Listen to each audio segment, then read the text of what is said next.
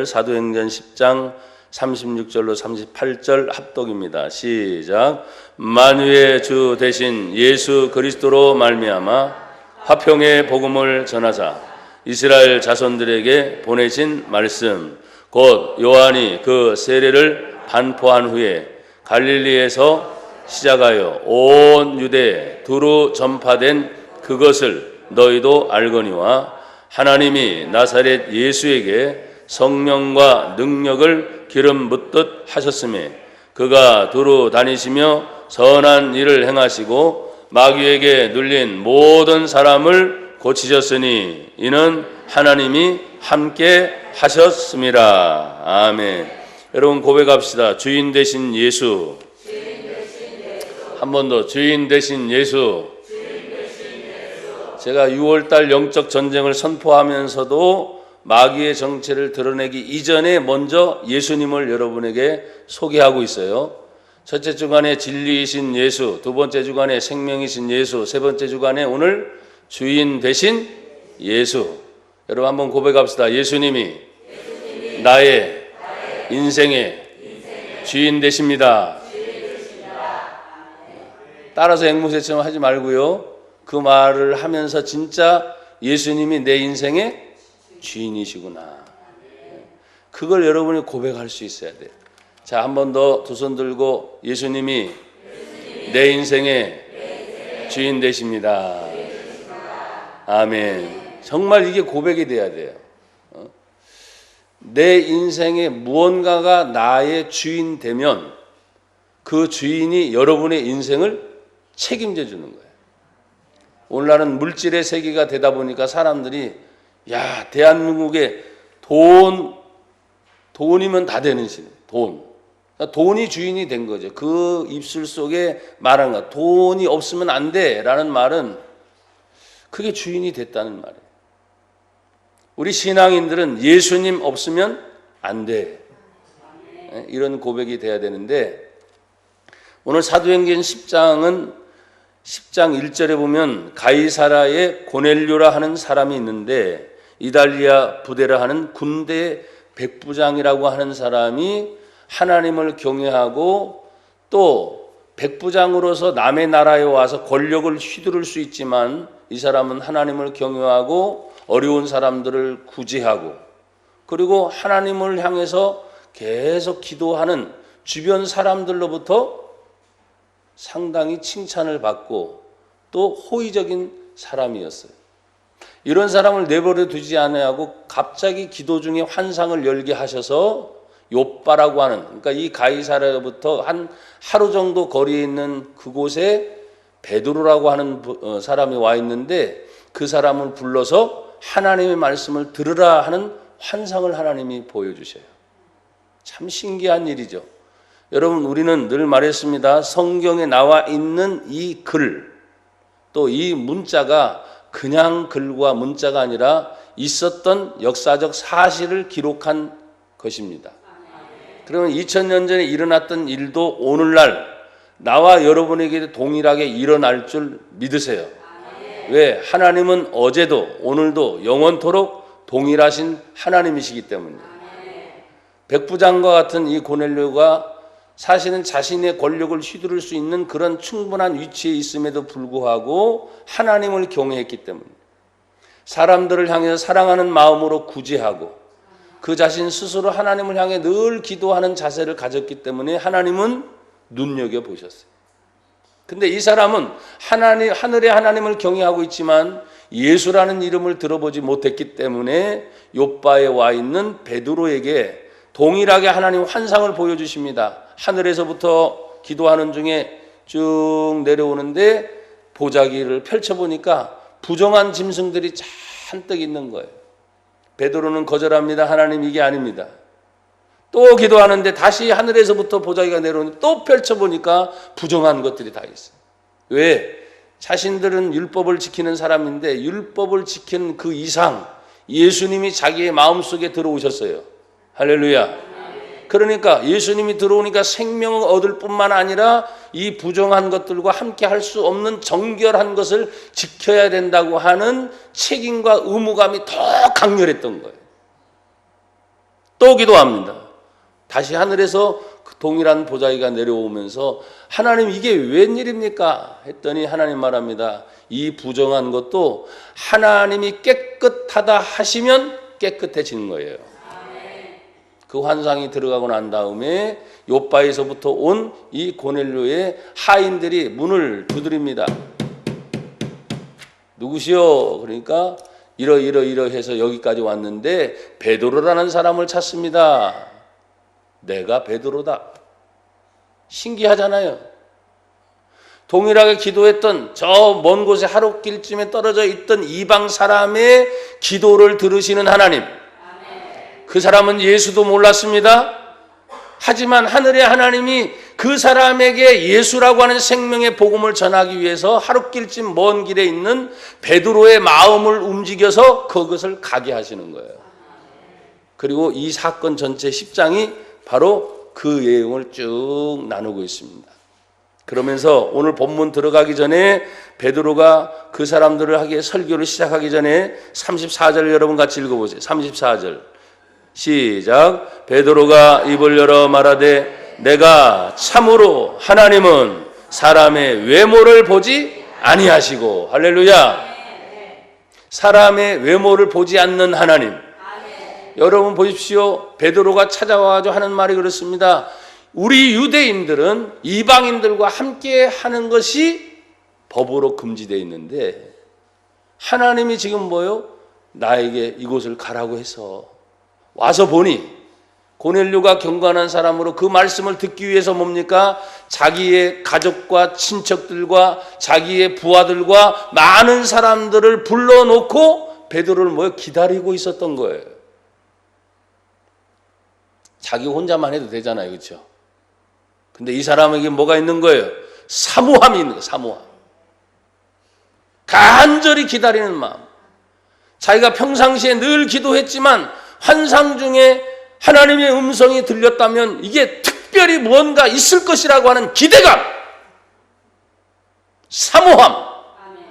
여러분 매주마다 예배를 드릴 때 사모함이 있습니까? 그냥 오는 겁니까?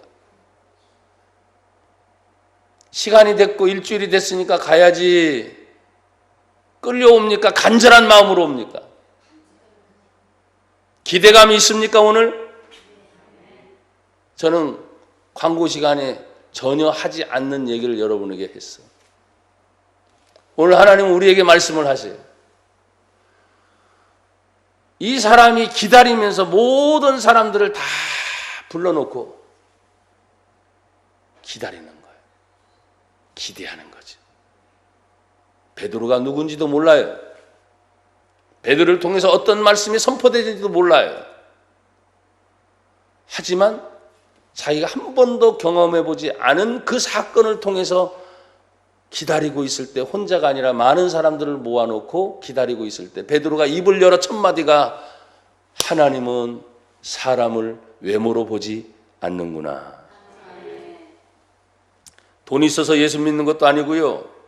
뭐가 있어서 예수 믿는 것도 아니고요. 잘 살아서 예수 믿는 것도 아니고, 그러면 가난해서 그것도 아니에요. 특별히 영접하는 자, 곧 그 이름 예수를 믿는 자들에게는 하나님의 자녀가 되는 권세를 주셨으니 누구든지 예수를 믿으면 하나님의 자녀가 되는 권세를 주십니다. 누구든지 남녀 노소를 막론하고 빈부 귀천을 막론하고 있던 없던 모든 것들을 막론하고, 그러면서 35절에 보니까 이렇게 하나님 말씀을 하십니다. 각 나라 중 하나님을 경외하며 의를 행하는 사람은 다 받으시는 줄 깨달았도다. 고넬을 보고서 베드로가 하는 말이니까 와보니까 다르구나. 나는 유대인만 복음이 전파돼서 유대인을 위해서만 예수가 온 줄 알았는데 이 예수의 생명이 베드로가 처음으로 지금 뭐예요? 가이사랴 고넬료라고 하는 사람이 이방인에게 복음을 전하는 순간이 온 거예요. 모든 장벽이 깨뜨리는 거죠. 유대인만이라고 생각했는데 유대인을 뛰어넘어 이방인에게 복음을 전하는 베드로. 여러분, 우리는 무차별적이라는 말이 있어요. 무차별적이라는 말은 뭐냐면 예수님의 복음은 남자든 여자든 나라를 초월하고 인종을 초월하고 정치를 초월하고 삶의 모든 문제를 초월해서 내 안에 있는 예수의 생명을 누군가는 다른 사람에게 전할 수 있도록 여러분의 마음을 오픈 마인드라 하지요. 열려진 자세를 갖길 바랍니다. 열어놓으세요. 여러분 돈 벌려고 하는 사람들도 말이죠. 사람들을 볼 때 사람의 인맥이지만 결국은 뭐예요? 돈인 거예요. 전혀 수익이 발생하지 않는데 계속 다닙니까? 아니거든요. 관계가 그만큼 중요하지만 반드시 뭐가 있어야 돼요? 이익이 있어야 돼요. 이익이. 계속 손해보면 어떻게 됩니까? 안 되는 거예요. 내가 왜 갑자기 이 말을 드리느냐? 예수님은 많은 사람들에게 가난한 자의 친구가 되어주셨습니다. 죄인의 친구가 되어주셨습니다. 귀신 들린 자를 찾아다닌 게 아니라 가다 보니까 귀신 들린 사람들을 만나게 되니까 각종 귀신 들린 사람들을 예수님이 기회가 있으면 반드시 고쳐주셨습니다. 성경의 공간복음에 귀신 들린 사람을 고쳐서 치료하게 된 것이 거의 한 40여 건 정도가 나와요. 굉장히 많은 거예요. 심지어 어떤 오늘도 본문을 내용에 읽겠지만 각색 병등자, 오늘날로 말하면 종합병원과 같은 거지. 그런 것들을 예수님이 치료를 하셨는데 오늘 베드로를 보면서 우리가 느낄 수 있는 것은 각 나라 중에 하나님을 경외하는 의를 행하는 사람은 다 받으시는데 오늘 우리가 믿는 예수님이 어떤 분인가를 첫 번째로 베드로의 입술을 통해서 선포되는 거예요. 36절 같이 읽어요. 시작. 만유의 주 대신 예수 그리스도로 말미암아 화평의 복음을 전하사 이스라엘 자손들에게 보내신 말씀. 할렐루야. 이스라엘 자손들에게 보내신 말씀이었는데 지금 어디에서 전하는 거예요? 이방인인 고넬료와 그의 가족과 그의 친척들과 그 자리에 함께 있는 많은 사람들에게 지금 뭐예요? 베드로가 전하고 있는 거예요. 그러니까 지금 여기 있는 본문 이스라엘의 자손들에게 보내신 말씀이었는데 이것이 어디까지요? 국경을 초월해서 너희 사람 이방인들에게 지금 뭐예요? 복음이 전해지는 거예요. 근데 그 예수가 누구냐? 따라합시다. 만유의 주. 그 말이 뭐라 그랬어요? 주인 대신 예수. 모든 자연 만물의 주인이 누구냐? 예수다. 모든 인생의 주인이 누구냐? 바로 예수다. 여러분 창세기 1장 1절 다 암송하시죠? 태초에 시작. 태초에 하나님이 천지를 창조하시니라. 이게 믿어져야 성경이 믿어지는 거예요. 근데 그 창조의 하나님 중에 삼위일체 하나님이신 예수님이 계시는데 그 창조의 하나님 중에 여러분 보십시오. 요한복음 1장을 한번 찾아보세요. 이 성경 그대로 접어두시고 요한복음 1장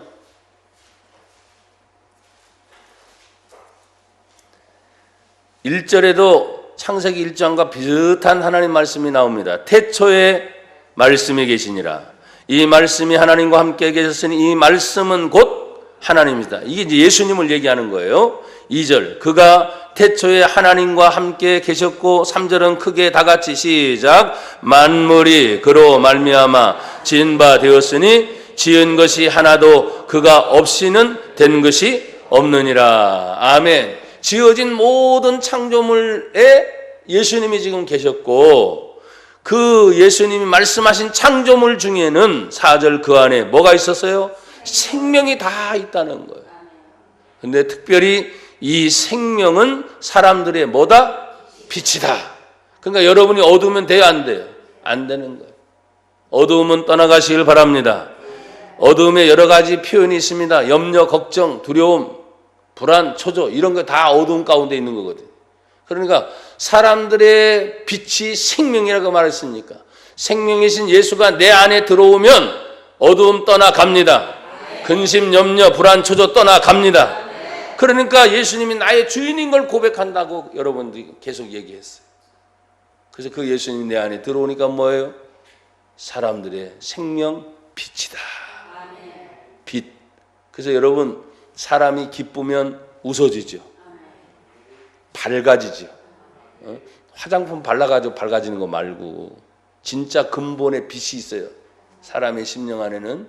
그래서 여러분 잠언을 읽다 보면 사람의 영혼이 등불이라고 했어요. 영혼의 등불. 이 등불이 꺼져가는 사람이 있고 활활 밝게 타는 사람이 있어요. 그런데 여러분들은 예수님 안에서 항상 빛나기를 주의 이름으로 축복합니다. 자, 그러면 이 만유의 주 되신 분이 이 창조의 하나님인 것을 얘기했고, 또 넘어가 보세요. 골로새서 1장. 골로새서 1장. 에베소서, 빌립보, 골로새.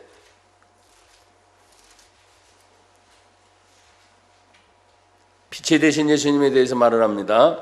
자, 1장 찾으셨어요? 예. 15절부터 제가 읽어갑니다. 그는 예수님을 얘기합니다. 예수님은 보이지 아니하는 하나님의 형상이요 모든 피조물보다 먼저 나신 이시니 16절 다같이 시작. 만물이 그에게서 창조되되 하늘과 땅에서 보이는 것들과 보이지 않는 것들과 혹은 왕권들이나 주권들이나 통치자들이나 권세들이나 만물이 다 그로 말미암고 그를 위하여 창조되었고. 할렐루야. 분명히 예수님은 누구다? 모든 만물의 뭐다? 주인이시다. 그러니까 그 만물 중에 나도 속하 있으니까 나의 주인은 누구다? 예수님이시다. 그 예수님을 고백할 때 찾아오는 선물이 뭔가? 보세요. 사도행전 10장 다시 36절에 보니까 만유의 주 되신 예수 그리스도로 말미암아 그분을 통해서 뭐가 들어오는? 화평의 복음이 전파된다 그랬어요. 그래서 그 예수님은 뭐예요? 화평의 복음을 전하시는 분이다. 그래서 예수님이 계신 저와 여러분의 심령은 늘 화평해야 돼요. 불안하면 안 돼요. 또 초조하면 안 돼요. 어떤 문제가 일어나서 다툼이 일어나고 막 전투적인 일이 일어나서 신경이 날카로워지면 안 되고, 그런 문제는 누구든지 있어. 인생의 모든 문제는 누구든지 있지만 내 안의 주인은 누구다? 예수님입니다. 그 주님께 뭐예요? 맡기는 거예요. 내가 몸부림치려고 하는 게 아니라. 그래서 주님은 이렇게 말합니다. 너의 모든 염려를 다 주께 맡겨버려라. 내가 너희를 권고 돌아볼 것이다 그랬어요. 이게 믿음으로 살아야 되는 그런 문제죠. 그래서 오늘 주님으로 말미암아 화평의 복음이 전파됐다 그랬어요. 근데 아까 여러분 우리가 분명히 골로새서를 읽었잖아요. 근데 골로새 1장 20절에는 뭐라고 말씀하시냐 더 재미있게 표현했어요. 여러분 찾지 마시고 제가 읽을게요. 아까 그 뒤로 17절부터 또한 그가 만물보다 먼저 계시고 만물이 그 안에 함께 섰느니라. 그는 예수님의 몸인 교회의 머리시라. 그가 근본이시여 죽은 자들 가운데 먼저 나시니니 이는 친히 만물의 으뜸이 되려 하시며 아버지께서는 모든 충만으로 예수 안에 거하게 하시고, 20절에 보니까 그의 십자가의 피로 화평을 이루사 만물 곧 땅에 있는 것들이나 하늘에 있는 것들이 그로 말미암아 자기와 화목하게 되기를 기뻐하심이라. 그래서 예수 믿는 사람들은 누차 강조하지만 피스메이커, 평화를 만드는 사람이 돼요. 그 사람이 가면 평안이 이루어져야 돼요. 마귀라는 놈은 평안이 아니라 자꾸 싸움을 일으키거든요. 질투를 유발하거든요. 시기심을 발동해서 꼴을 못 보게 만들어요. 하지만 주 예수 그리스도 안에 화평의 복음을 우리에게 전해주신 것처럼 나는 또 여러분들은 언제나 누굴 만나든지 어떤 장소에 또 무슨 일을 하든지 나 때문에 화평이 이루어지기를 축복합니다. 근데 이 나 때문이라는 건 뭐예요? 내가 주인 되신 예수님을 고백하고 그 예수님이 나를 통해서 뭐예요? 나가 다스림을 받을 때 일어나는 거예요. 근데 예수님은 그냥 감춰두고 여러분이 이제 여러분 스스로 모든 일을 하려고 할 때는 그 예수님이 움직일 수가 없잖아요. 반대로 돼야죠. 주님 나를 위해 일해 주십시오. 나는 그 주님께 뭐예요? 복종하겠습니다. 그렇게 따라가야 되는 거예요. 자, 오늘 본문으로 다시 돌아오셔서 그럼 제가 세 번째 우리가 믿는 예수님은 만유의 주 되신 분입니다. 화평의 복음을 전하시는 분입니다. 그리고 오늘 본문 그 뒤에 43절에 이렇게 말씀을 하셨어요. 43절 읽어보세요. 다 같이 시작. 그에 대하여, 그분은 누구예요 지금? 예수님에 대하여 모든 선지자도 증언하되 그를 믿는 사람들이 다 그의 이름을 힘입어. 아멘. 그의 이름, 예수님의 이름을 힘입어 뭘 받는다? 크게 고백하세요. 죄사함을 받는다. 그게 어떤 문제였든지. 죄를 안 짓는 사람이 있어요? 없어요? 없어요. 여러분 스스로, 저도 죄인이기 때문에 늘 죄를 지을 수밖에 없는 상태이지만 오늘 우리는 그의 이름, 예수의 이름을 힘입어 죄사함을 받게 되었고 앞으로도 그렇게 계속될 것입니다. 왜? 예수님의 십자가의 공로는 어제나 오늘이나 영원토록 그 십자가의 공로는 우리에게 유효하기 때문에 그래요. 그래서 오늘 우리가 믿는 예수님 고백합시다. 만유의 주 되십니다. 화평의 복음을 전하십니다. 죄 사함을 주셨습니다. 그런데 이 주인됨을 방해하는 마귀의 역사가 우리의 심령 안에서 아니면 생각에서 우리의 육체 질병을 통해서 아니면 영적인 세력을 통해서 지배를 해버리게 돼요. 그러니까 분명히 생각하는데도 불구하고 이 사람들은 어려움을 당하게 돼 있어요. 근데 오늘 본문을 읽다 보면 38절에 하나님 나사렛 예수에게 성령과 능력을 기름 붓게 하셨음에 그가 두루 다니시며 선한 일을 행하시고 그 뒤에 시작 마귀에게 눌린 모든 사람을 고치셨으니 이는 하나님이 함께 하셨습니다. 아멘. 인생 가운데 마귀에게 눌린 모든 사람이니까 그 마귀에게 들린 모든 사람은 그 무슨 현상이 일어나겠느냐는 거예요. 병이 있겠죠. 또 억눌림이 있겠죠. 또 아픈 상처 때문에 벗어나지 못하는 거예요. 그래서 몸은 컸어요. 나이도 먹었어요. 그런데 심리학을 하거나 상담학을 하다 보면 어렸을 때 받은 충격이 너무나 커가지고 이 아이가 그대로 성장이 멈춰서 어른이 됐는데도 뭐예요? 아이의 상태에 있는 거예요. 그걸 일명 성인 아이라고 해요. 성인 아이. 하는 행동을 보면 저 사람은 어른인데. 근데 그 상처 때문에. 근데 이 상처도 뭐예요? 그 상처를 묶고 있는 어둠의 세력이 있기 때문에. 때로는 우리는 잘 분별해야 됩니다. 왜? 예전에는 정신과 하면, 신경과 하면 다 이상하게 쳐다봤는데 지금은 다 의학적으로 증명이 돼야 안 돼. 다 될 수 있어요. 근데 모든 게 다 의학은 아니거든요. 왜? 모든 것이 의학이라면 여러분 걱정 염려 없어야 되잖아요. 의사들이 하는 말 100% 병을 고칠 수 있다고요? 그건 거짓말이죠. 안 된다는 거예요. 아무리 약을 처방해도 안 되는 문제들이 많습니다. 심병의 문제들, 심병의 문제. 그 마음속에 마음적으로 일어나는 영적인 문제들은 절대로 약을 치유해도 안 되고 주사를 맞아도 안 돼요. 근데 뭐라 그러세요 지금? 주인 대신 예수를 만나야 돼요. 예수를 만나면 해결됩니다. 고백하세요. 예수님 만나면 해결됩니다. 예수님 만나면 해결됩니다. 네? 교회 다니지 말고 예수님 만나라. 제가 누차 여러분 정말 귀가 따갑도록. 자, 그러면 이 마귀에 눌린 모든 사람을 향해서 예수님은 먼저 12제자를 향해서 명령을 하신 것이 누가복음 9장이에요. 한번 보십시다. 누가복음 9장.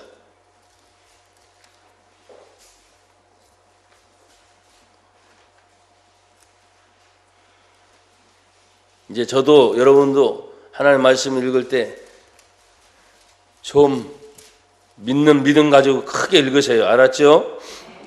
9장 1절 다 같이 시작. 예수께서 12제자를 불러 모사 모든 귀신을 제어하며 병을 고치는 능력과 권위를 주시고 2절 하나님의 나라를 전파하며 앓는 자를 고치게 하려고 보내시며. 할렐루야.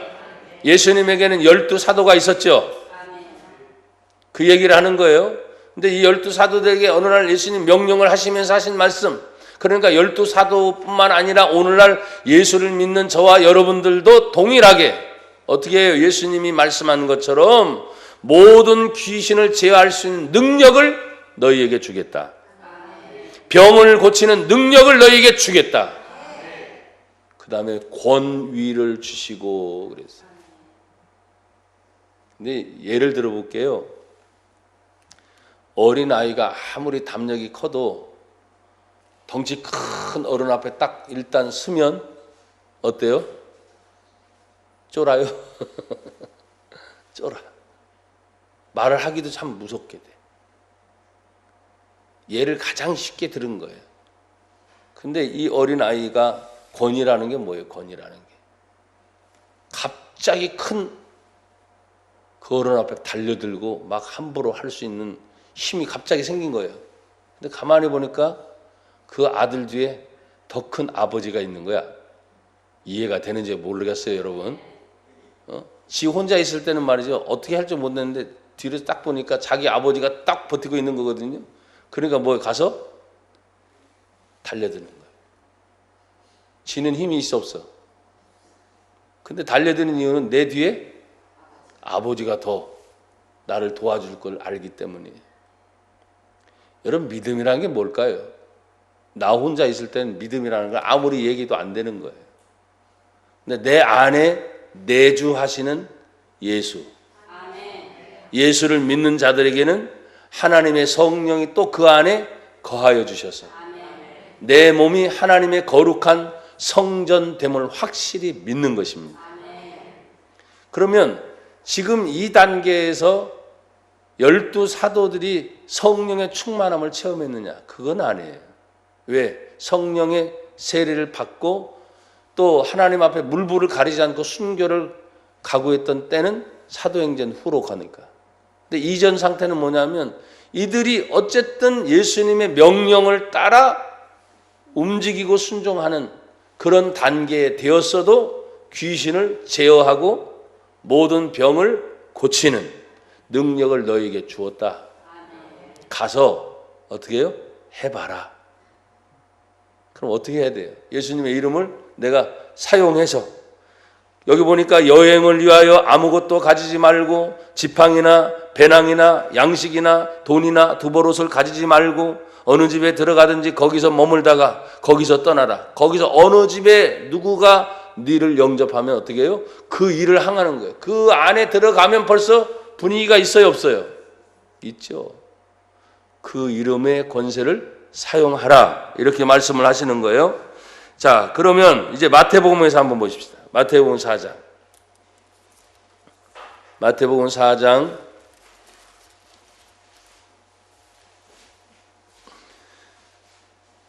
찾으셨어요? 4장 23절을 제가 읽을 테니까 여러분들은 24절을 크게 읽으세요. 제가 23절을 읽습니다. 마태복음 4장입니다. 예수께서 이제 혼자예요. 예수님 혼자. 예수께서 온 갈릴리에 두루 다니사 그들의 회당에서 가르치시며 천국 복음을 전파하시며 백성 중에 모든 병과 모든 약한 것을 고치시니 사람들이 모든 앓는 자 곧 각종 병에 걸려서 고통당하는 자 귀신 들린 자 간질하는 자 중풍병자를 데려오니 그들을 고치시더라. 아멘. 할렐루야. 12사도에게만이 아닌 예수님 자신도 뭐예요? 그 사역을 감당했는데 귀신을 쫓아내거나 병을 고칠 때 반드시 같이 선포되는 말씀이 있어요. 그것은 뭐냐? 여기 23절에 그들의 회당에서 가르치시며 따라합시다. 천국 복음을 전파하시며 하나님의 나라를 선포했다는 거예요. 병을 고치는 것이 주된 임무가 아닙니다. 귀신을 쫓아내는 것이 주된 임무가 아니라 하나님의 천국의 복음을 전파하는 거예요. 그럼 천국 얘기하면 얘기했죠, 여러분에게. 먼 훗날 죽어서 가는 곳 아니. 또 죽어봤어? 아니. 예수를 믿으면 이미 내 안에 천국이 이루어졌느니라. 그래서 내가 어딜 가든지 누굴 만나든지 어떤 일을 하든지 내 안에 이미 천국을 소유한 사람은 뭐예요? 이 땅이 천국이 아니잖아 아직은. 그런데 천국을 이미 소유했으니까 어떻게 합니까?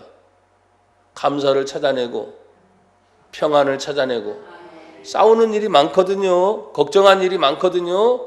그런데도 불구하고 너희는 이방인들이 구하는 것, 먹고 마시는 것을 위해서 구하지 말아라. 이는 하나님도 아시는 바야. 그러니 도리어 너희는 먼저 그의 나라와, 하나님의 나라죠, 그의 의를 구하라. 그리하면 이 모든 것을 너희에게 더하여 주시리라. 그럼 천국을 위해 사는 게 뭐냐? 먹고 마시는 걸 위해서 몸부림치는 게 아니고 어떻게 하면 직장에서도 가정에서도 내 삶 중에서도 하나님의 나라가 임할 것인가? 그럼 하나님 나라가 뭐예요? 그의 나라와 그의 의를 구하는 건데 하나님 나라가 뭐예요? 이제 헷갈리는 거지. 간단합니다. 여러분이 성경을 통해서 습득된 것들이 있어요. 저는 운전을 하면서 멀리 가잖아요. 그러다가도요 고속도로는 신호등이 별로 없잖아요. 그런데 다시 지방 도로로 딱 가면 신호등이 있는데 나도 모르게 신호등을 딱 항상 의식을 해. 만약에 신호등을 모르는 사람은 무조건 지나치겠죠. 안 배운 사람들, 모르는 사람들. 근데 저는 알고 배웠기 때문에 신호등이 빨간불이면 딱 서야 안 서요? 서요. 횡단보도가 있어요. 그러면 조심해야 안 해요? 사람이 있든 없든 횡단보도가 일단 나타나면 나도 모르게 긴장이 돼. 왜? 횡단보도에 대해서 배웠기 때문에. 신호등에 대해서 배웠기 때문에. 가다가 다시 이 표시판에 80이라는 글자가 서 있어. 모르는 사람들은 뭐예요? 몰라. 근데 운전하는 사람은 뭐예요? 80이. 시속 제한이야. 80 이상을 다니지 마세요 하고 써 있는 거야. 그러면 내가 100으로 막 달리다가도 주춤하지요. 왜? 아, 여긴 80으로 좀 해야 되겠다. 여러분 무슨 말인지 이해가 돼요 지금? 내가 직장 생활하면서도 하나님 말씀이 떠오르야 된다고. 가정 생활을 하면서도 내 삶의 전반적이 다 내 거가 아니라 하나님의 표지판을 군데군데마다 다 세워놔서 내가 모르는 거 아니야. 아니까 아차 하나님 말씀이 이거지. 여러분 화낼 때 있어요 없어요? 있어요. 화내십시오. 근데 성경에 뭐라 했어요? 분을 내도 화가 나도 하루 이상을 견디지 말아라. 왜? 마귀로 틈을 타지 못하게 해라. 근데 하루 사이에 빨리 풀어라는 말이에요. 하나님도 인간이 화낼 걸 아니까. 그런데 여러분 한번 화나면 며칠 가는 사람 있지?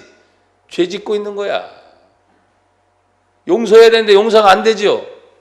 죄 짓고 있는 거야. 그러니까 기도해도 뭐예요? 내 마음속에 용서해라. 떠오르면 뭐예요? 용서 못하는 것 때문에 괴로워하는 거예요. 그래서 상대가 문제가 아니라 내 안에서 생각나게 하고 기억나게 하는 이 여러 가지 모든 요소가 그 주인 되신 예수님 앞에 굴복을 못하기 때문에 문제인 거예요. 사랑하는 여러분, 성경은 쉬운 겁니다. 어려운 게 아니에요. 제가 말했잖아요. 여러분이 지키지 못할 것 같으면 못하러 이 말씀을 주셨겠어요? 주신 이유는 뭐냐? 할 수 있기 때문에 주신 거예요. 아예 못할 건 주지도 않지. 자, 고백합시다. 순종할 수 있습니다. 결단할 수 있습니다. 할 수 있습니다. 이제 이게 내가 해보려고 하니까 안 되니까 그래서 우리는 단어를 붙여요. 내게 능력 주시는 예수님 안에서 나는 할 수 있습니다. 내 안에 주의 성령이 인도할 때 나는 할 수 있습니다. 그래서 뭐라 그랬어요? 내가 하는 것이 아니요 하나님의 도움을 받아 하나님의 은혜로 되게 되는 것이다. 내 주인이 우리 예수님이라고 고백했을 때 예수님 스스로도 지금 하나님 나라를 전파하면서 병 고치는 사람이 얼마나 많아요. 사람들이 그 말을 듣고서 각색 병든 자를 뭐 여기저기서 막 불러왔대잖아요. 근데 천국 복음을 전파하는 게 기본이니까. 하나님의 나라에 임하는 것이 그것입니다. 내 삶의 모든 부분에 하나님의 말씀의 통치를 받으며 내가 다스림을 받는 거예요. 근데 이게 억지가 아닌 거예요. 그 진리를 아니까 진리가 너희를 자유롭게 하리라. 그래서 여러분 성경 안에서 얽매이는 성경이 아니잖아요. 또 여러분 보십시오. 이제 누가복음을 한번 또 더 찾아보세요. 누가복음 4장. 누가복음 4장 찾으셨어요?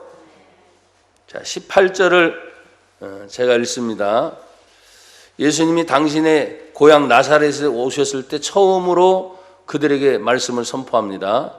주의 성령이 내게 임하셨으니 가난한 자에게 복음을 전하게 하시려고 내게 기름을 부으시고 나를 보내사 포로된 자에게 자유를, 눈먼 자에게 다시 보게 함을 전파하고 눌린 자를 자유롭게 하고 주의 은혜의 해를 전파하게 하려 하심이라 하였더라 하면서 예수님이 당신의 고향에서 설교를 하는데 이 본문의 선택을 하셨습니다.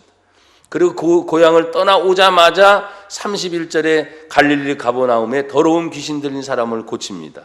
그리고 38절에 넘어와서 또 예수께서 회당에서 나가서 시몬의 집에 들어가서 장모의 열병을 주님이 고치시는 장면이 나옵니다. 그리고 여러분 보십시오. 40절 다 같이 시작.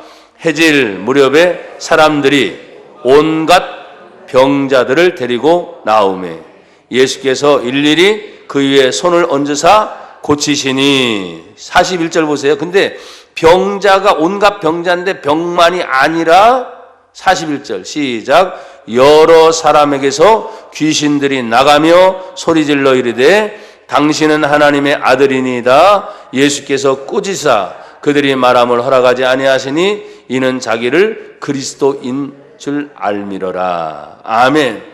병을 고쳤는데 귀신이 떠나가는. 그럼 뭐예요? 그 병을 가져다 준 것이 귀신의 역사가 많았다는 거예요. 그러니까 여러분 보십시오. 마귀가 모든 사람을 누르고 있다는 표현이 뭐냐. 지금 구체적으로 예수님의 사역 속에도 12제자의 사역 속에도 병자만이 있는 것이 아니라 병을 고쳤는데 귀신들이 떠나가는 사건들이 많이 생겼죠. 여러분들 우리는 인정하기가 참 힘들 거예요. 왜? 나에게도 귀신이 역사하는가? 역사할 수 있습니다. 저는 대한예수교 장로교 합동측 목사이기 때문에 신학을 배우면서 어떻게 배웠느냐? 그리고 스스로 결정 내리기는 예수 믿는 그리스도인, 거듭난 그리스도인에게는 귀신이 역사할 수 없다 라고 제가 배웠고 제 확신을 그렇게 가졌는데 목회를 하면서 부딪히다 보니까 교회에 다니고 있는 사람들에게 귀신이 많이 있더라고요. 그런데 진짜 내가 거듭난 그리스도인이 되었다 하면 아까 말했잖아요. 그리스도인처럼 살아가야 되는 삶의 모습 속에 귀신이 근접할 수 없잖아요. 그런 사람에게는. 그런데 내가 그리스도인에 불구하고 여전히 세상 생각이 나요 안 나요? 물질 생각이 나요 안 나요? 인간적인 생각이 나요 안 나요? 기막힙니다. 이 귀신들은. 그 생각의 순간에 점령해버려요. 여러분은 아니라고 찾아봐요. 나는 아니야. 천만에 영적인 존재니까 여러분보다 더 똑똑하지. 제가 설교하고 있는 저보다도 더 똑똑하지 사실은. 그러니까 매 순간순간 그 더러운 귀신의 역사와 마귀의 역사를 물리칠 수 있는 예수님이 나의 주인이십니다. 고백하란 말이에요. 그 예수님의 이름을 고백하라고요. 자, 이제 또 한 번 더 찾아보시겠어요? 아까 제가 바꾸라고 그랬죠. 누가복음 10장을 보십시오. 10장 1절에는 이제 전도제들 파송하는 이제 70명으로 확대가 됩니다. 자, 10장 1절에 그 후에 주께서 따로 70원을 세우사 친히 가려는 각 동네와 각 지역으로 둘씩 앞서 보내시면서 쭉 얘기 나올 때 8절에 어느 동네에 들어가든지 너희를 영접하거든 너희 앞에서 차려놓은 것을 먹고 9절 시작 거기 있는 병자들을 고치고 또 말하기를 하나님의 나라가 너희에게 가까이 왔느니라. 아멘. 병자를 고치는 것이 주된 사역이 아니라 병자를 고치면서 귀신을 쫓아보내면서 뭐가 임했다? 하나님의 나라가 임했느니라. 그럼 하나님의 나라가 임하면 하나님 나라의 임함에 대해서 예수님의 선포의 첫 마디가 뭡니까?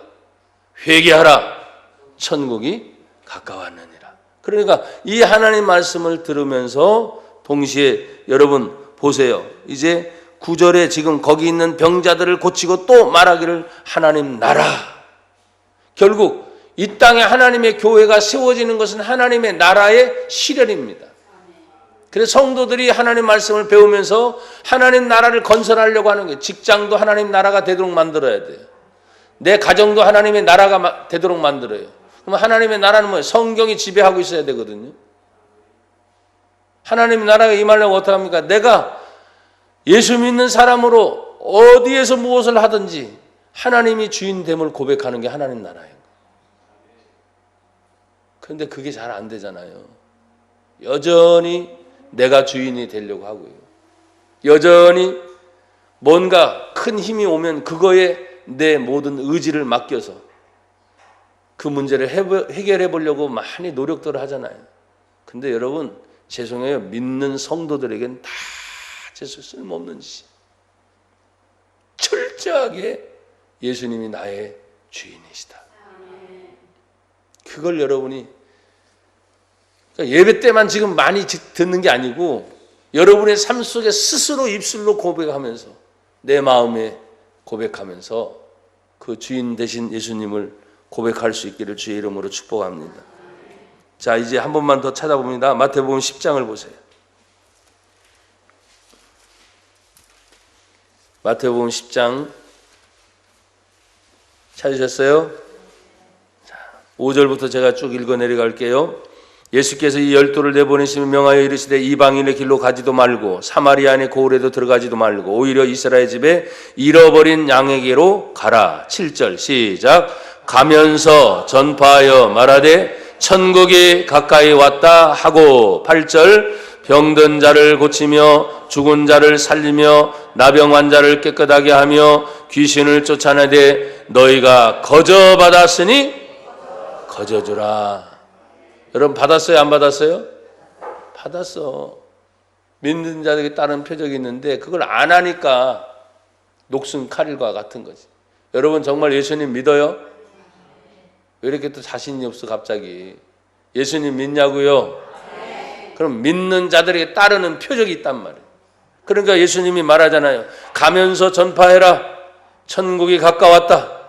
근데 여러분 이 말씀이 2000년 전에 천국이 가까웠다 했는데 지금도 여전히 우리는 동일해요. 천국이 가까웠다고 말해요. 사람들이 믿든 안 믿든 천국이 가까웠어. 그리고 말을 합니다. 가면서 병든 자가 있어? 고쳐주는 거예요. 여러분이 고치는 거예요? 내가 고치는 거예요? 아니요. 예수님의 이름으로 병든 자를 고치는 치유의 기도를 해보라 이 말이에요. 정말 믿고 그러면 일어나요. 또 뭐라 그랬어요? 죽은 자를 살리며 죽는 것이 실제 육신의 죽음도 있지만 사람들이 뭐 하나님과의 관계가 끊어진 건 다 영적으로 죽은 거잖아요. 그러니까 그들에게 예수의 생명이 들어가면 새로운 걸 발견한다니. 또 나병 환자를 깨끗하게 하며 귀신을 뭐예요? 쫓아내며 너희가 거저 받았으니 거저 주라. 대가 없는 거예요. 그런데 이런 걸 해봐야지. 그건 목사님이 하시는 일이죠. 아니요. 누구도 한다? 나도 한다, 여러분. 나도 한다. 그래서 기본적으로 여러분들이 지금 말씀을 들어가면서 예수님 스스로도 12제자에게도 70인 전도대에게도 그냥 확대가 됐잖아요. 계속. 나중에 성령 충만을 받고 난 다음에 예루살렘에서는 뭡니까? 120문도가 나중에 남잖아요. 그들이 성령의 충만을 받고 나서 뛰쳐나갑니다. 베드로의 설교로 5,000명, 3,000명이 돌아오기 시작합니다. 그러니까 보세요. 확대가 점점 되잖아요. 근데 그 확대성이 2000년이 지나고 난 다음에 전 세계의 종교의 분포로 말한다면 이슬람이 가장 많아요. 그 다음에 두 번째가 기독교예요. 근데 이 기독교는 카톨릭을 포함한 기독교예요. 그 다음 인구수가 많으니까 힌두교, 그리고 불교, 기타 다른 종교 이렇게 나가는데 여러분 이슬람도 사실은 중동 국가니까 구약 성경 그대로 믿어야죠. 구약 성경.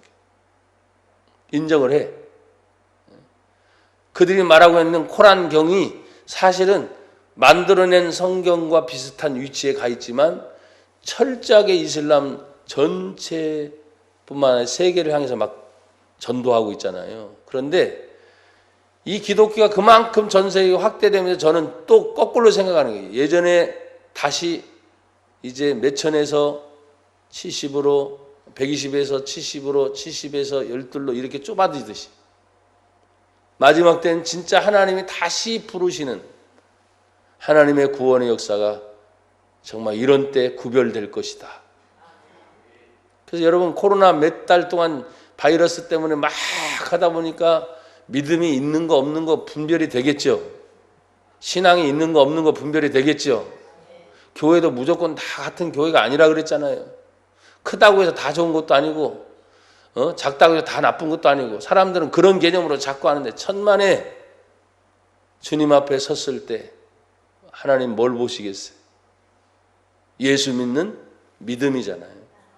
요한계시록은 딱 나와 있습니다. 예수 그리스도를 믿는 믿음 하나 보시고 우리를 마지막 선택을 하실 거예요. 부자를 부르시는 게 아니라니까요. 출세한 사람을 부르는 사람이 아니라니까요. 가난한 사람만 또 불러 모으는 게 아니라 어떤 사람? 예수 믿는 사람. 하나님의 자녀들.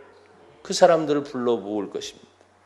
자, 그러면 우리가 믿는 예수님, 이 주인됨을 방해하는 마귀의 역사가 아무리 강할지라도 하나님은 고치고 그 나라를 전파하라고 구석구석마다 다 있어요.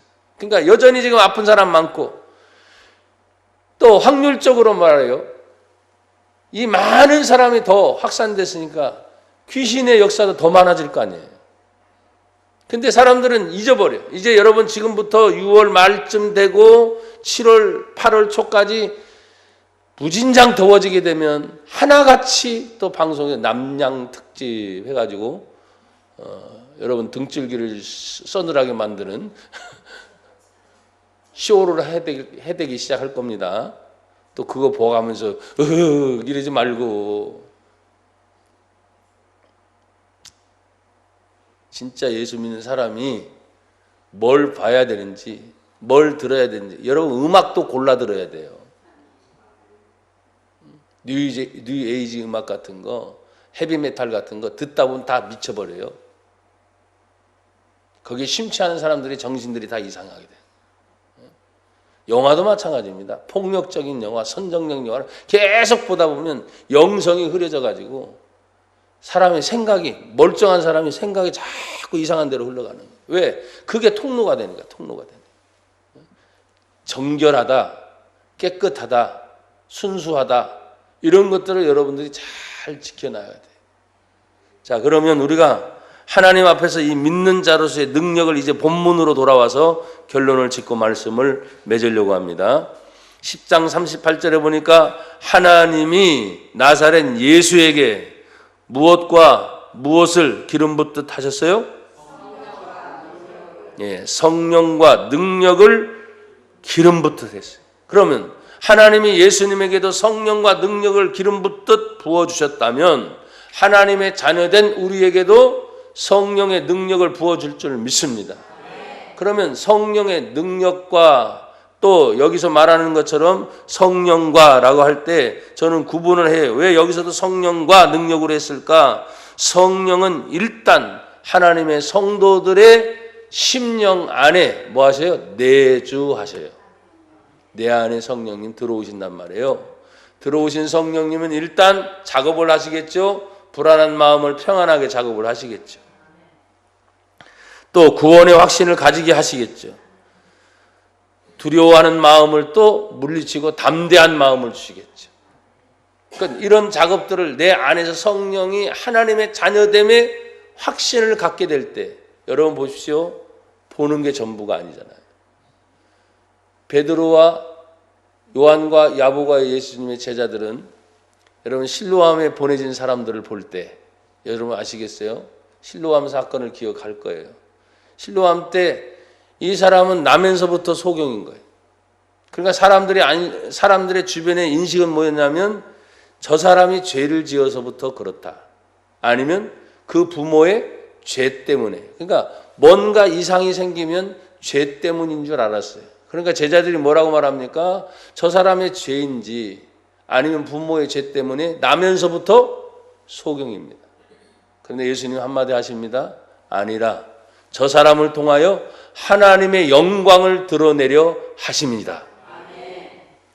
제자들은 그렇게밖에 안 보였단 말이에요. 그래서 실로암 보냄을 받은 그곳에 가서 예수님 말씀대로 씻었더니 보게 되었던 사건이 나오는 거예요. 사람의 인식은 죄 때문이다 했지만 예수님 보는 것은 뭐예요? 하나님 영광을 드러내는 것이다. 굉장한 차이가 있습니다. 근데 성령 충만을 받고 난 베드로와 요한이 성전으로 올라갈 때 나면서부터 안전뱅이가 앉아 있었어요. 그가 보였어요. 예전 같으면 저도 나면서부터니까 죄 때문에 저렇게 됐나? 부모의 죄 때문에 그렇게 됐나? 아마 그랬을 거예요. 근데 그게 아닙니다. 보이는 것이 다릅니다.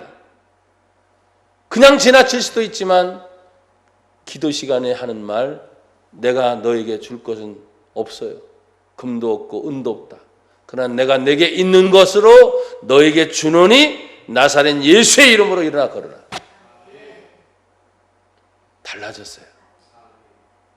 여러분이 설교를 듣고 난 다음에 하나님 말씀을 내 안에 새기고 정말 예수님이 나의 주인이라고 하는 그 확실한 고백이 있게 되면 보는 게 좀 달라져야 돼요. 듣는 게 달라져야 돼요. 그래서 지금 성령은 내 주 안에 있다면 능력은 뭐냐? 나를 통해서 말이 달라지고 보는 관점이 달라지는 거예요. 그리고 그 능력이 행함에 있어서 뭡니까? 말은 확신이거든요. 말은 또 생명이거든요. 그러니까 여러분들 안에, 우리 교회 안에서 체험 있는 분들이 상당히 많았었잖아요. 기도의 체험이라든지 간증이라든지 병고침이라든지 귀신의 떠나감이라든지 뭐 요 사이에 그냥 흐지부지 하니까 그냥 별로 못 느끼지만 강력하게 우리 교회 많이 일어났었잖아요. 우리가 주님의 일을 하면서 느끼는 것이라는 것이 그냥 느낌이 아니에요. 살아있는 현장에서 하나님이 믿는 성도로 하여금 체험하게 하시는 거예요. 체험한 자는 뭐예요? 변함이 없거든요. 또 두 번째는 선한 일을 행하시는 것을 두루 다니시며 하셨다. 선한 일의 행함은 두루 다녔다고 하는 것을 보면 예수님이 가만히 계시지 않고 뭐요? 찾아다녔다는 표현을 하고 있는 것입니다. 그리고 그 선한 일의 대표적인 게 뭐예요? 가서 보니 아까 병자들이 많이 고쳐지는 거, 귀신이 떠나보내는 거, 하나님의 말씀을 선포하는 거, 만날 때마다 예수님이 가셨던 곳에는 항상 사람들이 있어요, 없어요? 있었어요. 그러면 선한 일의 의미는 뭐라 그랬어요? 하나님 보시기에 좋은 거예요. 내가 보기에 좋은 게 아니에요. 여러분 기준은 쉽게 하세요. 내가 보기에 좋은 것이 아니고 하나님 보시기에 좋은 거. 그걸 선한 일로 생각하십시오. 또 치유하고 회복하는 문제도 마찬가지. 여러분 치유는 남만 치유하는 게 아니에요. 상대방만 치유하는 게 아니에요. 내 스스로도 문제가 많아요, 안 많아요? 상당히 많은 사람들입니다. 저 자신도. 그러니까 내 자신 안에 예수님이 계심을 인식하고 내 자신도 병든 존재임을 인식하고 내 자신이 아무리 떳떳해도 그 심령 깊이 들어오면 죄인임을 여전히 인식하고 하나님의 긍휼이 없으면 안 됩니다. 내가 치유의 경험이 있어야 돼, 사실은. 내가 하나님 만난 체험이 있어야 그걸 가지고 확실하게 얘기해 줄 수 있지. 누가 그렇더래? 아무리 남 얘기하면 뭐합니까? 내가 믿는 하나님이 나의 하나님이 돼야지요. 나의 예수님이 돼야지요. 그래서 여기 치유하며 회복하라는 것은 먼저 자기 자신에게서부터 하나님의 능력이 일어나게 여러분 기도하십시오. 그럴 때요 보는 게 달라진다니까요. 마지막은 여러분 이 치유하며 회복하는 것의 확실한 증거는 하나님이 함께 하심과 동시에 여러분 이 모든 말씀을 하시면서 제자들을 향하여 오늘 42절에 우리에게 명하사 백성에게 뭐 하시며 전도하게 하고 하나님이 살아있는 자와 죽은 자의 재판장으로 정하신 자가 곧 이 사람인 것을 또 뭐 한다? 증언하게 한다. 그러면서 또 말합니까? 그에 대하여 44절 모든 선지자도 뭐 했다고요? 증언. 우리도 지금 증인으로 증언했고 모든 사람들도 증인으로 증언. 무슨 말인지 아시죠? 자기가 만났으니까 확실하게 얘기해 줄 수 있단 말이에요. 사건 현장에서 눈으로 보고 직접 체험했으니까 그걸 확실하게 얘기하는 거지. 근데 그게 없으니까 늘 남 얘기하는 거고. 여러분 재밌잖아요. 자기 다리에 간지러우면 자기 다리 긁으면 되는데 남의 다리 긁고 앉아있네. 그러면서 시원하다고 하는 거 말 돼요? 안 되지. 근데 신앙생활 그런 식으로 하는 사람이 많거든요. 지 문제 해결을 못하고 남의 거 해결한데 그러면서 시원하. 대리만족이지 대리만족. 천만에. 신앙의 모든 문제는 나부터 출발해야 돼요. 남 얘기 먼저 하는 게 아니야. 나부터 출발해서 내가 그런 확실한 체험을 가졌을 때 여기 행하신 모든 일의 증인이라는 말을 굉장히 계속 반복하고 있잖아요. 베드로가. 그러니까 확실히 있게 얘기해 줄 수 있는 거죠. 여러분 오늘 말씀을 이제 맺습니다. 여러분들도 마찬가지예요. 6월 한 달 동안에 이제 다음 주에는 어떤 말씀을 저에게 읽게 하고 주실지는 모르겠지만 똑같이 예수입니다. 진리이신 예수, 생명이신 예수, 오늘 주인 되신 예수, 그 주인 되신 예수 안에서 방해하는 이 마귀의 세력을 다 이겨낼 수 있게끔 하셔요, 못 하셔요? 하셔요. 그래서 여러분들은 할 수 있습니다. 그 예수님의 이름을 사랑하십시오. 그 예수님의 이름을 늘 고백하십시오. 그리고 내가 먼저 그 예수님 때문에 체험하는 일이 일어나기를 축복합니다. 하나님 감사합니다. 우리 삶의 주인 되신 예수님, 그 예수님 만나게 하옵소서. 그 예수님의 이름으로 행하게 하옵소서. 예수님 이름으로 기도합니다. 아멘.